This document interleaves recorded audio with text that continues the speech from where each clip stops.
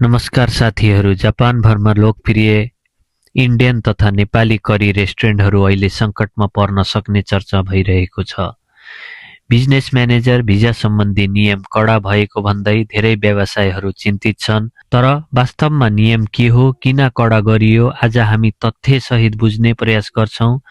जापानका सहरहरू जस्तै टोकियो, ओसाका र योकोहामामा नेपाली तथा इन्डियन करी पसलहरू लामो समयदेखि लोकप्रिय छन्।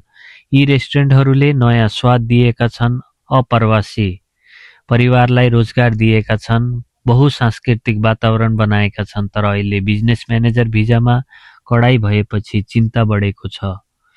सरकारले मुख्य 3 कारण देखाएको छ। भिजा दुरुपयोग रोक्न केही व्यक्तिहरूले वास्तविक सञ्चालन नगरी पेपर कम्पनी खोलेर भिजा लिएका थिए। नक्कली व्यवसाय नियन्त्रण, कागजमा मात्र कम्पनी तर स्टाफ छैनन्, वास्तविक कारोबार छैन। अवैध बसोबास रोक्न, भिजा लिएपछि व्यवसाय बन्द गरेर बसिरहने प्रवृत्ति देखिएको थियो, त्यसैले अहिले जाँच प्रक्रिया कडा बनाइएको छ। वास्तविक नियम के हो? अब बिजनेस म्यानेजर भिजाका मुख्य शर्तहरू।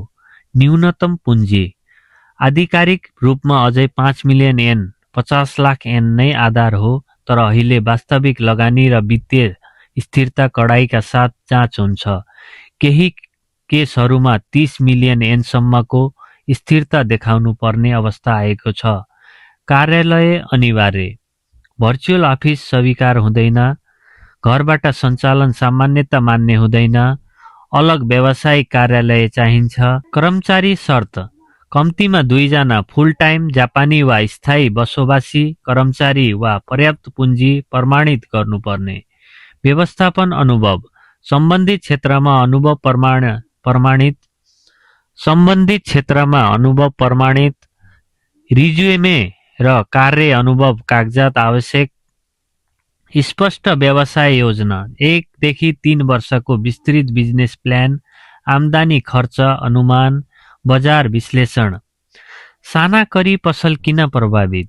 धेरै नेपाली र इन्डियन रेस्टुरेन्टहरू सानो पुँजीबाट सुरु, परिवार आधारित सञ्चालन, सीमित कर्मचारी।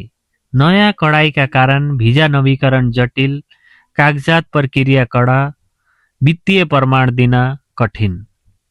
सन्तुलन आवश्यक, भिजा दुरुपयोग रोक्न आवश्यक छ, तर वैध रूपमा सञ्चालन भइरहेका साना व्यवसायलाई संरक्षण गर्न पनि उत्तिकै महत्त्वपूर्ण छ। यी रेस्टुरेन्टहरूले जापानमा बहुसांस्कृतिक समाज निर्माणमा ठूलो भूमिका खेल्नेका छन्। अब प्रश्न उठ्छ, के यो सुधार आवश्यक कदम हो वा साना उद्यमीहरूको भविष्य सङ्कटमा पर्नेछ? तपाईको विचार के छ? कमेन्टमा लेख्नुहोस्। लाइक, शेयर र सब्स्क्राइब गर्न नभुल्नुहोस्। धन्यवाद।